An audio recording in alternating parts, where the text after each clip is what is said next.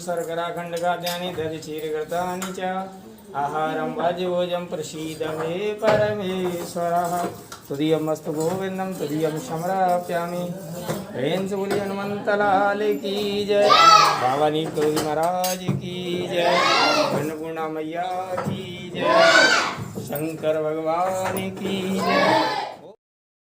सभी लोगों को प्रसन्नता प्रदान करने के अलावा भी बाबा जी की डांट और कटौतियों के पीछे दूसरा उद्देश्य भी होता था। लोग इसके अभ्यस्त हो चुके थे और उनकी बातों को जीवन की एक रास्ता समाप्त करने के एक उपाय के रूप में मानते थे। एकाएक इसमें अधिकता आने के कारण समझ में नहीं आता था। कैंची के अंतिम दिनों में उन्होंने इन कटौतियों को बहुधा बिना भेदभाव प्रयोग करना आरम्भ कर दिया। इनका प्रयोग किसी के लिए भी कभी भी नहीं हो सकता था। के साथ बैठने पर भी वे किसी को नहीं छोड़ते थे। बाबा जी इन वाक्य बाणों का प्रयोग अपनी ओर से ध्यान हटाने के लिए दूसरे लोगों को जानने और उनके कार्यों में रुचि लेना बंद कर किसी को इस बात का आदेश आना चाहिए हाँ उनके थे और क्या होने वाला, ये किसी को उनके बारे में जानकारी न रहे, ये कैसे किया जा सकता था। ये तो बुद्धिमान माताओं के कार्यों से सीखा जा सकता, जो वे अपने चंचल बालकों के प्रति करती। वे अपना काम करने के साथ साथ बालकों को भी संभालती हैं। बच्चों को वे नए खिलौने खेलने के लिए देती जाती हैं, जिससे बालक उससे खेलने में ही लगा रहे और उनकी ओर देखे भी नहीं। बाबा जी अंतर्मुख हो चुके थे। जीवन उनके लिए छाया नाट्य सा हो गया था कि अब किसी वस्तु में अथवा व्यक्ति में रुचि नहीं रह गई थी। का शरीर भी था और क्रियाशील भी था, किंतु सभी कार्य व्यवस्था वश किए जा रहे थे, जिससे लोगों को इस प्रकार का संदेह न हो और लोगों का ध्यान दूसरी ओर उन्हीं में लगा रहे। एक दिन बाबा जी 5 भक्तों से घिरे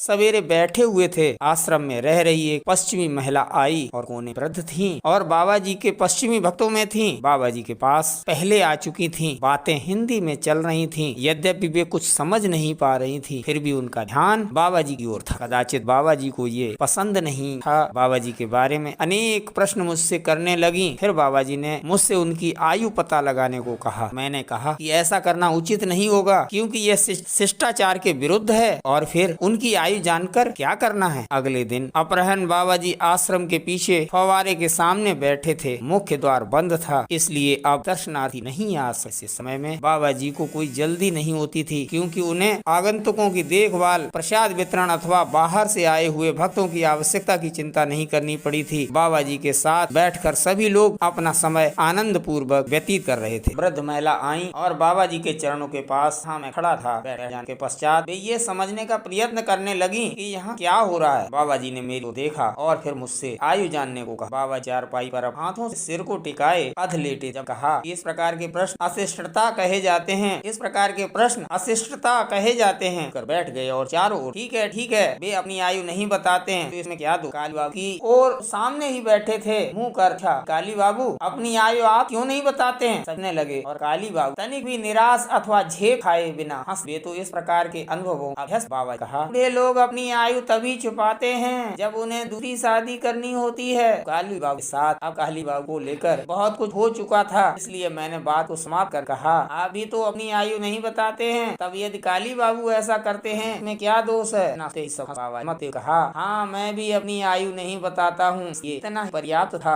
अन्य भी प्रसंग हैं जो उनके कमरे में बैठे रहे अथवा माताओं के साथ होने पर होते। ऐसे ऐसे वे अपना समय कमरे में रहकर अधिक व्यतीत करने लगे और दर्शनादि के अन्य कार्यक्रमों से विरकने लगे। वैसे लोगों के बारे अधिक लोगों की नजरों और प्रश्नों से बचाना पड़ता था। कैंची में हमारा समाप्त हो रहा था। दीदी की गर्मी की छुट्टियां कुछ ही दिनों में समाप्त होने वाली हैं और हम वापस लौट बहन भी आ गई थी। अपना जीवन कैंची आश्रम और वृंदावन में बाबा जी छाया में व्यतीत करने का निश्चय कर दिया। दीदी और उनके संबंधी इस निश्चय पर परेशान। ये लगता था कि जीवन की ये अवस्था नहीं आई थी कि वह अपने परिवार और संबंधियों के प्रति अपने कर्तव्यों को पूर्ण किए बिना धार्मिक संबंधियों ने उन्हें मनाने की कोशिश की, असफल। बाबा तमाम व्यक्तियों से घिरे अपने कमरे में बैठे थे। दीदी ने अपनी समस्या का उल्लेख किया, चाहती थी बाबा उनकी बहन को वापस जाने के लिए राजी कर। बाबा सभी की बातें सुनी और दीदी को संकेत करते कहा, दीदी बहुत समझदार है, ये अपनी बहन को यहाँ छोड़ेंगी, उसे हथकड़ी पहनाकर घसीट कर ले जावे, आप इसके परेशान ना हो।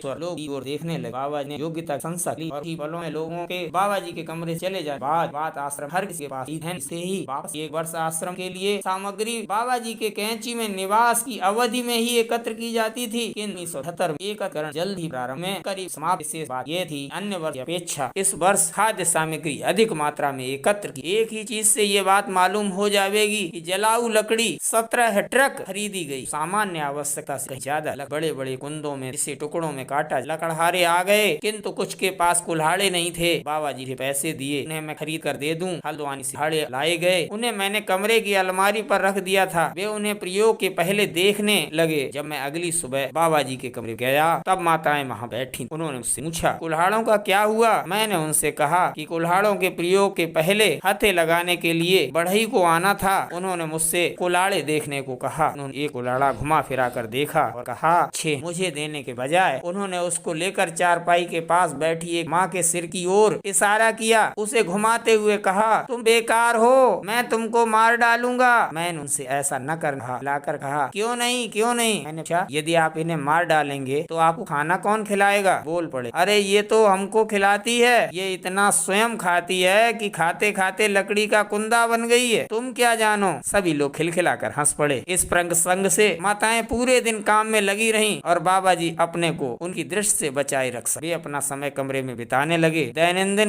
नियमित होने लगे। प्रातः बाबा जी के निकलने से पूर्व माताएं एकत्र होकर आरती और प्रार्थना करती थीं, जो पूरे दिन भर का सबसे अच्छा अनुभव होता। मैं उन्हें आरती करता हुआ बगल में खड़ा देखता रहता और सब क्रियाएं और आरती होती रहे। बाबा जी अपनी चारपाई पर ध्यान मग्न बैठे एक मूर्ति का आभास देते रहते थे। यद्यपि सामान्यतः वे बहुत क्रियाशील और चंचल थे। कभी कभी स्वयं अगरबत्ती छीनकर उन लोगों के चारों ओर घुमाने लगते थे। ये कार्य बहुत दिनों से माताएं इसे दुर्लभ अवसर मानकर उसमें बहुत रस लेती। बाबा जी अन्य किसी को भी इस प्रकार अपनी आरती करने का अवसर नहीं देते। विशेष अवसर माताओं पर कृपा पूर्वक ही उनके अगाध प्रेम के कारण दे। तुम्हें इलाहाबाद में स्नानादि के पश्चात बाबा जी बरामदे में बहुत देर थे। इससे माताएं आरती पूजा जो भी अपनी निष्ठानुसार वे करना चाहें कर माँ, मौसी माँ और यहाँ ठहरने वाली महिलाएं उनके पास एकत्र हो के साथ बाबा जी का व्यवहार बहुत ही विचित्र होता। बाबा बिना किसी ना नुकुर के उनकी पूजा आदि करने की बातें तुरंत ही स्वीकार कर लेता। व्यवहार किसी को भी ये स्मरण दिला सकता था एक ऐसे डरपोक शिशु का जो अपनी माँ को तेल उपटन और स्नानादि कराने की बिना किसी प्रकार की अनुमति दे दे। बाबा जी नीम की दातुन थे। मौसी माँ उनके गले में तौलिया लगाकर पीछे खड़ी रहती। उसकी दातुन करने की क्रिया को देखकर मौसी माँ ने एक दिन कहा आपके एक भी दांत नहीं और आप दातुन इतनी जोर से करते हैं। सभी हंस नहीं नहीं मौसी माँ मेरे दांत हैं। ये कहकर उन्होंने अपना मुंह खोला। जब ये मुंह के भीतर देखने लगी तब उन्होंने पूछा दांत हैं नहीं, कितने दांत हैं? क्या मैंने ये गलत कहा था? जब मैंने कहा था कि मेरे दांत हैं अब तो अपनी आंखों से देख। जब बाबा जी मौसी माँ को अपने दांत गिनने के लिए दिखा रहे थे लोग भी वहाँ मौसी माँ ने कहा कि 3 दांत हैं। वहाँ ऐसा प्रसन्नता का वातावरण बन गया था माताएं अन्य काम करना ही भूल गयी। बाबा जी ने ही याद दिलाया मौसी माँ कृपा कर चंदन लगाइए, तुलसी दल कहाँ है? अगर मैं अभी पूजा नहीं करने दूंगा तो आप लोग मुझे बाद में दोष देंगी। अब जल्दी समाप्त कीजिए। जब वे उनके मस्तक में चंदन का लेप लगा चुकी थीं और उनके चरणों में तुलसी दल निवेदित कर चुकी तब बाबा मुख्य द्वार और पूछने लगे जलेबी आई अथवा नहीं। उन्हें जब ये पता चला कि अभी जलेबी अभी आई नहीं है तब महाराज सब काम इसी तरह का कोई काम ठीक समय पर नहीं होता है। जब तुम्हें मालूम है कि अमुक काम होना है और किस समय होना है तब तुम उसे ठीक समय से पहले ही क्यों नहीं कर लेते? कल के काम को आज ही कर लो। मैं सदैव ही इस नियम का पालन करता हूँ, इसलिए मुझे काम में कठिनाई नहीं होती। बात तुम्हें कौन सिखाएगा? मैं तुम्हें नहीं सिखा सकता हूँ। पूजा पाठ की पवित्रता और गंभीरता के पश्चात फिर मनोरंजन की आवश्यकता थी और मैं उसके लिए प्रस्तुत आदमी जलेबियाँ लेकर आया और बाबा जी का ध्यान धर उस आदमी से जलेबियाँ ले लो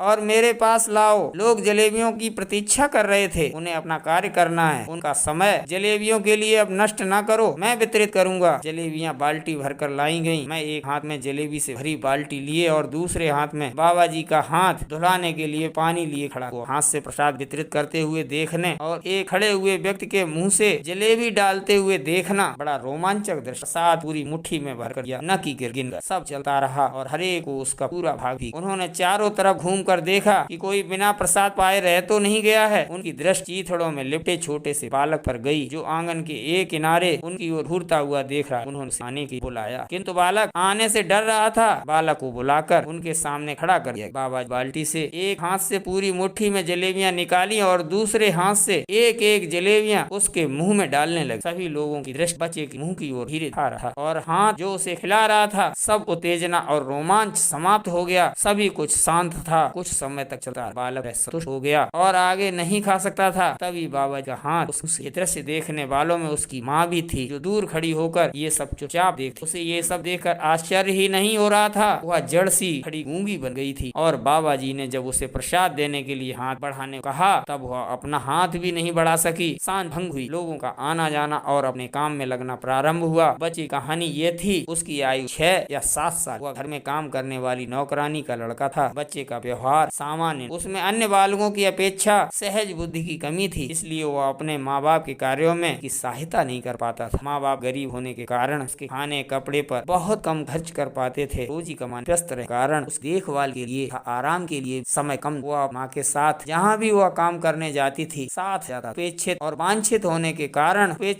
अवांछित होने के कारण बिना किसी से कुछ आशा किए वह दूर खड़ा रहा। कितना भी उपेक्षा करे और उसे दूर भगाए, कम से कम एक याद बाबा हार जो भी उन्हें खुले मन से उनके पास आता था और खुली आंखों से देखता था, सब ऐसे भी चाहते थे बाबा जी हमारे ही बनकर रहें। दूसरे निराशा और निराश होने पर वे ये नारा कभी कभी लगाते थे, वे धनी और महत्वपूर्ण व्यक्तियों के लिए ही है। बाबा दोषारोपण अच्छा, कभी कभी सभी प्रकार के धनी निर्धन छोटे बड़े भक्तों के बीच बैठे हुए कहा करते, मैं धनी लोगों का बाबा हूँ, मैं निर्धनों की परवाह नहीं करता हूँ। सभी चिता देख पाते थे जो भी उनके पास था अथवा स्मरण करता। जुलाई 1973 से बाबा जी शौच आदि से निवृत्त होने, चाय पीने और लोगों के बीच आकर बैठने के कार्यक्रम में बहुत वर्तन कार्यक्रम लगभग समाप्त हो रहे। जो भी थोड़ा बहुत वे कर सकते थे करने हमें पूरे प्रयास करने होते थे। कमरे के भीतर सभी लोग के शरीर पर मालिश करते थे और पुरानी घटनाओं और प्रसंगों को सुनाते। लोग सुनाना बंद कर देते थे। तब बाबा अपने प्रश्नों और टीकाओं से सबको उत्साह से भर देते, जिससे उनकी गहरी रुचि का पता चला। दिन में एक दिन प्रातः उनके कमरे में नित्य की उपस्थिति देने माताएं वहां पहले से का बाबा कमरे में प्रवेश किसी प्रकार से प्रतिबंधित न होने से पहले से बड़ी संख्या में वहां उपस्थिति थी। बाबा जी अब प्रार्थनाओं के प्रति पहले से अधिक संवेदनशील। अब आरती के लिए अधिक समय दिया जाने लगा था। बातें चल रही थी, बाबा जी प्रसन्न थे और जैसे इस बात के लिए प्रोत्साहित कर रहे हों जितना भी अधिक जान सकें। बात ये चल रही थी, किसी ने बताया कि द्रौपदी किस प्रकार प्रसाद के लिए पैसे खर्च करती थी। बाबा बीच में बोलते हुए बताया किस तरह उन्होंने हनुमान मंदिर के निर्माण के लिए धन दिया और जब वे धन स्वीकार नहीं करते थे तब उन्हें बाबा अमेरिका ले जाने के लिए हवाई जहाज किराए पर ले जाने की योजना कैसे उन्होंने प्रस्तावित किया। वे कितना भी इनकार करें, लोग ऐसे बात की प्रशंसा करते थे और उन्हें योजना न छोड़ने की जोर बताया। कुछ लोगों ने तो बाबा जी के साथ जाने के लिए अपने नाम तक को दे दी और क्या आप विश्वास करेंगे, माताओं तक ने साथ चलने में उत्सुकता दिखाने कहा ये बात सही नहीं और कथन सुनी सुनाई बात पर आधारित कैसे बातों की चर्चा कर सकते कर वे अपने बिस्तर में उछल कर बैठे। सीधे बैठकर और हाथों से मुद्राएं बनाते हुए, तुम इसके बारे में कुछ नहीं जानते हो इसीलिए उन्होंने अपनी यात्रा की तैयारियां भी कर ली हैं। मुझे चुनौती दे रहे हो, मैं जानता हूँ। उन्होंने अपने लिए सुंदर फ्राक भी बनवा ली। उन्होंने अपने हाथों से बताया फ्राक इतने लंबे थे कि उससे कंधे से लेकर पांव तक का वर्णन और प्रदर्शन समाप्त होते ही माताओं का हंसी के मारे खड़े रह पाना असंभव। उसको तो सांस लेना दुर्लभ हो गया और बोल नहीं सकती थी। माताएं जिनमें से कुछ मोटी और कुछ पतली थीं, एक दूसरे को देख रही थीं और की ओर देख भी नहीं सकती। बाहर बाबा चुप बैठे ने किसी तरफ और किसी ओर देख। मैं कमरे बाहर आ, मुझे देखकर एक माँ ने कहा कि उन लोगों के विरुद्ध कितना मनगढ़ंत आरोप था, उन्हें पता नहीं इनके मन में ऐसी बातें कहाँ से आती हैं। अब बात समाप्त न कर सकी थी, फिर उनकी हंसी छूट गई। अपने को फ्राक पहने हुए कल्पना करते ही वे कुछ इतना ही कह सकी, इतनी भद्दी बात थी।